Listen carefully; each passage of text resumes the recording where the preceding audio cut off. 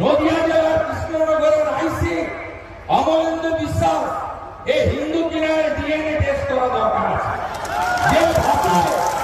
যে ভাষায় কথা বলেছে, আমাদের লজ্জা রাখার জায়গা নিয়ে আমরা কোন রাজ্যে বসবাস করছি।